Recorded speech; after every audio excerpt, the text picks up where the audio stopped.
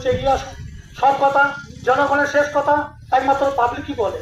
তাই 235 আসন পর বামপন্থকে 34 বছর রাজত্ব করা সরকারকে হটিয়েছে এই জনগণই। 213 আসন পর এই টিএমসি সরকারকে হটাবে এই জনগণই, যেটা সংবিধানে বলা হয়েছে of the people, by the people, for the people. এই বলে আমি আমার সংক্ষিপ্ত বক্তব্য শেষ করছি। পরবর্তী বক্তারা ওনাদের মূল্যবান বক্তব্য রাখবেন। সকল শ্রেণীর মানুষকে আহ্বান জানাচ্ছি, আপনারা আন্দোলনের সামগ্রী পুলিশ প্রশাসনের কাছে আহ্বান জানাচ্ছি, আপনারাও আপনাদের কাজে বিরত হন, কাজের মধ্যে লেগে পড়ুন। দেখুন, আপনারা অবগত আছেন যে বিজেপির লাগাতার যে কর্মসূচি, এই কর্মসূচি কেন হচ্ছে?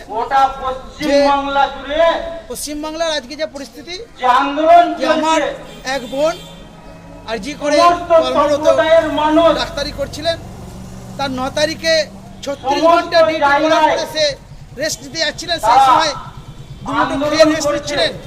তাকে নৃশংসভাবে যে ধর্ষণ এবং ধর্ষণের পরে তারপরে নৃশংসভাবে যে খুন করা হয়েছে, সেই খুন চাপা দেওয়ার জন্য সাধারণ মানুষ এবং জুনিয়র ডাক্তার এবং সমাজের সমস্ত শ্রেণীর মানুষ আজকে রাস্তায় নেমেছে। তার সঙ্গে সঙ্গে ভারতীয় জনতা পার্টিও রাস্তায় আছে। আমার এই তিলোত্তমা, আমার এই অভয়াকাণ্ড আরজি করে দোষীদেরকে শাস্তির দাবিতে আমরা এর আগেও কর্মসূচি করেছি। আজকেও আমাদের পশ্চিমবঙ্গের প্রত্যেকটা বিডিও অফিসে আমাদের ধর্ণা অবস্থান চলছে। মূলত আপনাদের কি দাবি ধর্ণা মঞ্চ থেকে? দেখুন, আমাদের একটাই দাবি, বিডিও সাহেব সে শুনতে পাচ্ছেন আমাদের মাইকের আওয়াজ, আমার ধর্ণা অবস্থান চলছে, যে বিডিও সাহেবকেও জানাতে চাইছি যে এই এলাকায় যেন এই অভয়াকাণ্ড যেন না হয়। আপনারা জানেন প্রিয়াঙ্কা হাসদা বর্ধমান জেলার এই অভয়াকাণ্ড আমাদের আরজি করে তার ঘটনার পরেও আপনার রাস্তায় মিছিল চলছে। আমাদের 14 তারিখে মা বোনেরা রাস্তা রাত দখল করেছিল, সেই দিনও তারপরেও কিন্তু ঘটনা ঘটেছে। গাংপুরের প্রিয়াঙ্কা হাসদা, তাকেও ধর্ষণ করে খুন করা হয়।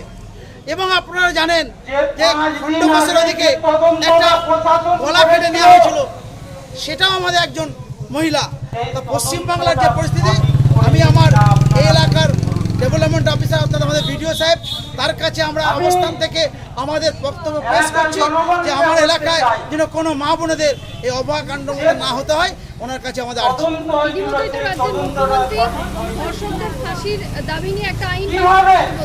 দেখুন, উনি নাটক অনেক কিছু করবেন। উনি তো ওনার কর্মীদেরকে বলে দিয়েছেন, ওনার কর্মীদেরকে বলে দিয়েছেন যে আমরা এতদিন পর্যন্ত বদলা নয় বদল চাই।